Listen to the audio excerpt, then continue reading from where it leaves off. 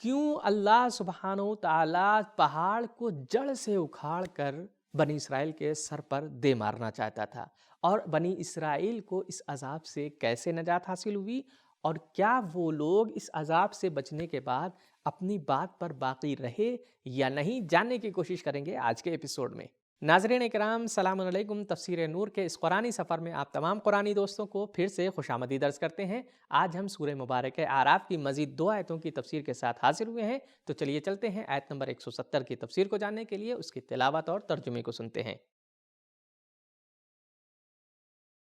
كتاب أنزلناه إليك مبارك ليدبروا آياته وليتذكر أولو الألباب بسم الله الرحمن الرحيم والذين يمسكون بالكتاب وأقاموا الصلاة إنا لا نضيع أجر المصلحين۔ اور جو لوگ کتاب الہی سے تمسک رکھتے ہیں اور نماز کو قائم کرتے ہیں، بے شک ہم اصلاح کرنے والوں کا اجر و ثواب ضائع نہیں کریں گے۔ تو یہ تھی آیہ کریمہ کی تلاوت اور اس کا ترجمہ۔ اب جاننے کی کوشش کریں گے مفسر نے اس کے ذیل میں کیا نکات ذکر کیے ہیں۔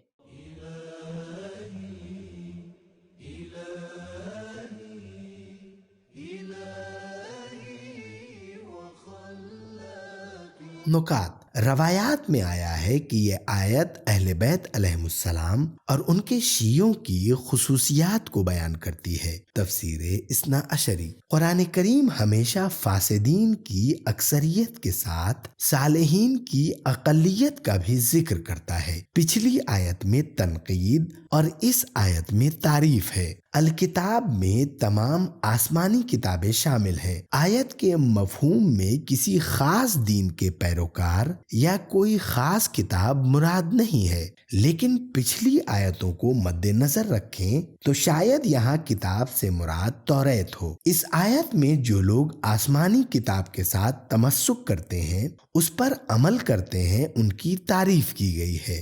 دوسری جگہ وہ لوگ جن کے اختیار میں آسمانی کتاب تھی لیکن وہ اس سے تمسک نہیں کرتے تھے، انہیں ایسے گدھے سے تشبیہ دی گئی ہے جو کتاب کا وزن اٹھائے پھرتا ہے۔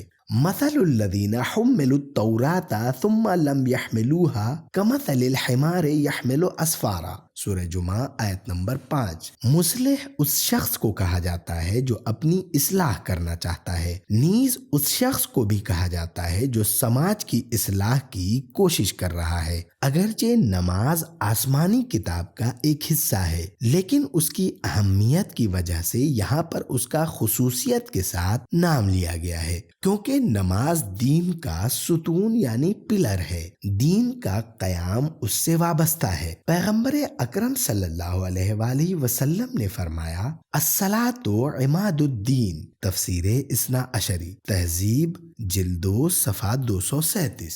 ایک اور حدیث میں فرمایا، ہر چیز کا ایک چہرہ ہوتا ہے اور تمہارے دین کا چہرہ نماز ہے، لہذا اپنے دین کے چہرے کو خراب نہ کرو۔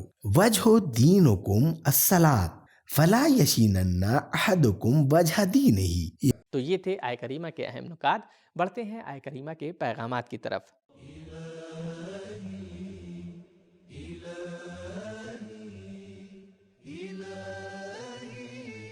پیغام نمبر 1، آسمانی کتاب کو پڑھنا، اسے حفظ کرنا، اسے چھاپنا، نشر و اشاعت کرنا ہی اصلاح کے لیے کافی نہیں ہے، بلکہ اس کے نجات بخش ہونے کے لیے اس پر عمل کرنا ضروری ہے۔ جس طرح ڈاکٹر کے نسخے پر عمل کرنا ہی بیماری کو دور کرنے کا اکلوتا حل ہوتا ہے۔ نمبر 2، پچھلے ادیان اور آسمانی کتابوں میں بھی نماز کا ذکر موجود ہے۔ نمبر 3، بے نماز اور کتاب خدا سے بے خبر لوگ اچھے اصلاح گر نہیں ہو سکتے۔ نمبر 4، دین آخرت کے فائدے اور برکتوں کے علاوہ انسان کی دنیاوی زندگی میں بھی اہم کردار ادا کرتا ہے۔ نمبر 5، نماز کا قائم کرنا معاشرے کی اصلاح کا ذریعہ ہے۔ نماز قائم کرنے سے مراد زندگی کے تمام شعبوں میں نماز کی ادائیگی، نماز قائم کرنے سے مراد دین کے تمام شعبوں میں نماز کی ادائیگی کے لیے سہولت اہتمام کرنا ہے، صرف نماز پڑھنا ہی نہیں۔ نمبر 6، حقیقی اصلاح کی 2 شرطیں ہیں۔ نمبر 1، قانون پر عمل۔ نمبر 2، نماز کے ذریعے خداوند عالم کے ساتھ مستحکم رابطہ برقرار کرنا۔ مکمل آیت کا مفہوم۔ تو ناظرین، ہم نے آیت نمبر 170 کی تفسیر کو جان لیا ہے۔ بڑھتے ہیں آیت نمبر 171 کی تفسیر کی طرف اور سنتے ہیں اس کے تلاوت اور ترجمے کو۔ وَإِذْ نَتَقْنَا الْجَبَلَ فَوْقَهُمْ كَأَنَّهُ ظُلَّةٌ وَظَنُّوا أَنَّهُ وَاقِعٌ بِهِمْ خُذُوا مَا آتَيْنَاكُمْ بِقُوَّةٍ وَاذْكُرُوا مَا فِيهِ لَعَلَّكُمْ تَتَّقُونَ۔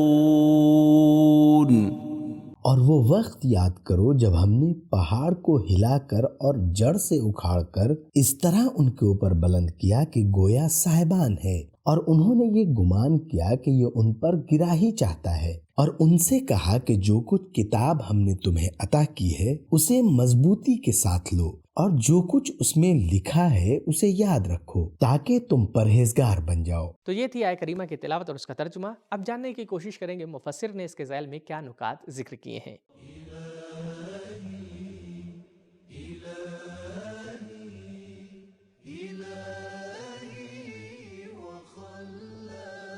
نکات، یہ اس سورے کی آخری آیت ہے جو بنی اسرائیل کے بارے میں گفتگو کر رہی ہے۔ آیت 103 سے یہاں تک مسلسل ان کے بارے میں مختلف مسائل کو بیان کیا گیا۔ سورہ بقرہ کی آیت 63 بھی اسی کی طرح ہے۔ نطق کے معنی ہے اکھاڑ کر پھینک دینا، ذلتن کے معنی ہے بادل کا ٹکڑا، چھت اور سائبان۔ حضرت موسیٰ علیہ السلام میقات الہی کے لیے کوہ طور پر گئے۔ واپسی پر بنی اسرائیل کی ہدایت کے لیے توریت کی تختیاں اپنے ساتھ لائے۔ بنی اسرائیل نے اس کی مخالفت شروع کر دی۔ اللہ تعالیٰ نے کوہ طور کو اس کی جگہ سے اوپر اٹھایا اور ان کے سروں پر روک دیا۔ لوگ وحشت زدہ ہو گئے اور سجدے میں گر گئے اور اطاعت کرنے کا وعدہ کرنے لگے، لیکن جو ہی مشکل ٹل گئی، ابھی زیادہ وقت نہیں گزرا تھا کہ پھر دین سے پلٹ گئے۔ سوال: مجبوری کی حالت میں وعدہ لینا اور اطاعت کروا لینے کی کیا قدر و قیمت ہے؟ جواب: پہلی بات یہ ہے کہ ہر طرح کی زبردستی غلط نہیں ہے۔ کبھی نشے کے عادی شخص کے ساتھ زبردستی کی جاتی ہے کہ نشہ چھوڑ دے، یہ خود ایک قابل قدر بات ہے۔ البتہ دلی اعتقاد میں زبردستی نہیں کی جا سکتی، لیکن صحیح کام کو زبردستی سماج میں رائج کیا جا سکتا ہے۔ دوسری بات یہ ہے کہ کبھی ابتدا میں زبردستی کسی بات کو سنایا جاتا ہے، لیکن بعد میں دھیرے دھیرے علم و شعور میں اضافے کے ساتھ اختیاری طور پر اسے قبول کر لیا جاتا ہے۔ امام جعفر صادق علیہ السلام سے پوچھا گیا کہ اس آیت میں قوت سے مراد جسمانی قوت ہے یا قلبی؟ امام علیہ السلام نے فرمایا دونوں مراد ہیں۔ تفسیر عیاشی و محاسن برقی جلد 1 صفحہ 261۔ تو ہم نے آیت کریمہ کے نکات سے واقفیت حاصل کر لی ہے۔ اب بڑھتے ہیں آیت کریمہ کے پیغامات کی طرف۔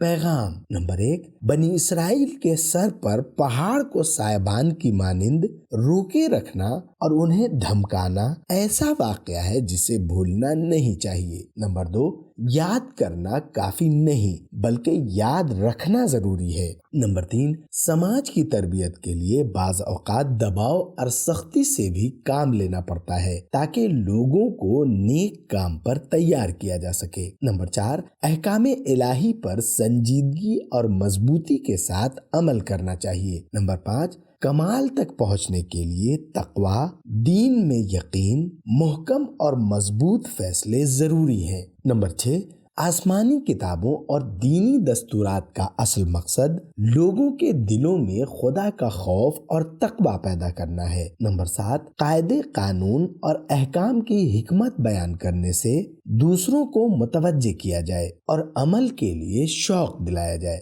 تو ناظرین، آج کے ایپیسوڈ میں ہمیں یہ معلوم ہوا کہ جب جناب موسیٰ کوہ طور سے واپس پلٹے تو ان کے ہاتھ میں کچھ تختیاں تھیں جس پہ احکام الہی لکھا ہوا تھا، لیکن جیسے ہی وہ اپنے قوم کے درمیان میں پہنچے تو لوگوں نے ان کی مخالفت کرنا شروع کر دی، جس پر اللہ سبحانہ و تعالیٰ نے کوہ طور اکھاڑ کر ان کے سر پر مارنا چاہا، لیکن وہ لوگ گریہ وزاری کرنے لگے اور سجدے میں گر پڑے، جس کی وجہ سے اللہ نے ان کی توبہ قبول کر لی اور یہ عذاب ٹل گیا۔ لیکن افسوس کی بات یہ ہے کہ وہ لوگ کچھ ہی دن کے بعد اپنی بات سے مکر گئے۔ تو اس رمضان سبیل قرآن کے ساتھ قرآن پڑھیں بھی، قرآن سمجھیں بھی اور بات سے ہرگز نہ مکریں۔